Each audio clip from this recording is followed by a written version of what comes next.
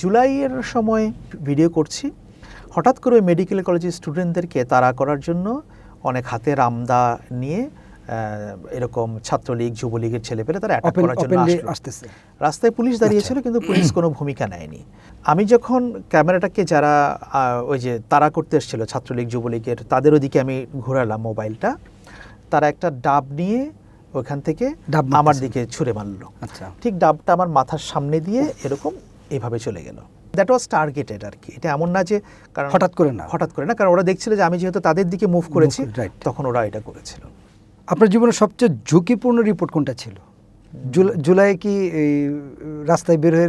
হ্যাঁ, জুলাই তো একটা ছিলই সেটা, কিন্তু এত ঝুঁকিপূর্ণ কোনো রিপোর্ট কখনো করা হয়েছে যে ডাইরেক্ট গুলি চলতেছে বা অনেক লাইফ রিস্কের মধ্যে পড়ে যাবে, এর মধ্যে গিয়ে রিপোর্ট করতে হয়েছে? একটা ঘটনা আমার মনে পড়ে, সেটা হচ্ছে যে 2006 সালের 28শে অক্টোবর, 2006 সালের 28শে অক্টোবর ওই যে পল্টনে যে লগি বৈঠার যে সংঘর্ষ, যেখানে জামায়াত ইসলামের সঙ্গে আওয়ামী লীগের একটা সরাসরি সম্পর্ক, and I was caught in the middle. আমি ওই ঘটনাটা একদম আমার চোখের সামনে দেখা, একবার মাঝখানে আমি পরে আমি ঘটনা যখন শুরু হলো, তখন আমি দৌড়ে একটা বিল্ডিংয়ের ছাদে গিয়ে উঠলাম। ওরা গেট লাগিয়ে দিল, বাট আমি ছাদ থেকে সব পুরো ঘটনাটা দেখতেছি। আমি পুরো দেখলাম যে কিভাবে মানুষ পিটিয়ে মারা হচ্ছে অনেকটা, তারপরে কিভাবে সংঘর্ষটা শুরু হলো। হ্যাঁ, এই সব কিছু অনেক কিছুই আমার দেখা আর কি। সো ওই ঘটনাটা আমার কাছে মনে হচ্ছিল যে আমি যদি আর কয়েক মিনিট রাস্তার মধ্যে অবস্থান করতাম, তাহলে হয়তো আমি ওই গোলাগুলির মাঝখানে পড়ে যেতাম আর কি।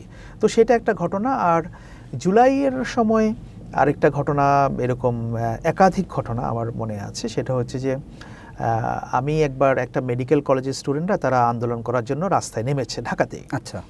তা আমি বাসা থেকে অফিসের দিকে আসছিলাম, তো আমি রাস্তায় নেমে আমি ভাবলাম যে আমি একটু ভিডিও করি, মানে আমার ভিডিও করার মোবাইল দিয়ে। আচ্ছা।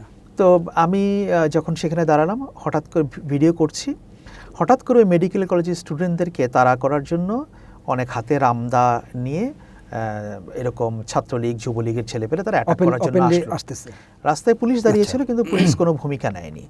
পরে মেডিকেল কলেজের ছেলেরা যখন, বা মেয়েরা, ছেলে এবং মেয়েরা উভয় ছাত্রছাত্রীরা তারা ভেতরে ঢুকে গেল, আমি তখন তাদের সামনে ওইখানে দাঁড়ানো আর কি, মানে ভিডিওরত অবস্থায় আমি ভিডিওটা করছি। আচ্ছা, সর্বনাশ। এর মধ্যে এই যে রাস্তার পাশে ভ্যানে ডাব বিক্রি করে না, সেরকম ডাব বিক্রি করা হচ্ছিল।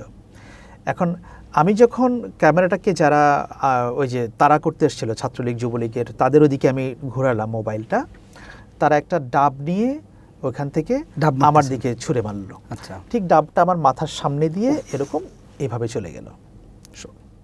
আমি খেয়াল করিনি আর কি, হয়তো যদি ডাবটা আমার মাথায় এসে পড়তো ভয়ঙ্কর অ্যাক্সিডেন্ট হয়ে যেতে পারতো আর কি। তো ওইটা আরেকটা বড় ধরনের ঘটনা, দ্যাট ওয়াজ টার্গেটেড আর কি। এটা এমন না যে কারণ হঠাৎ করে না, কারণ ওরা দেখছিল যে আমি যেহেতু তাদের দিকে মুভ করেছি, তখন ওরা এটা করেছিল।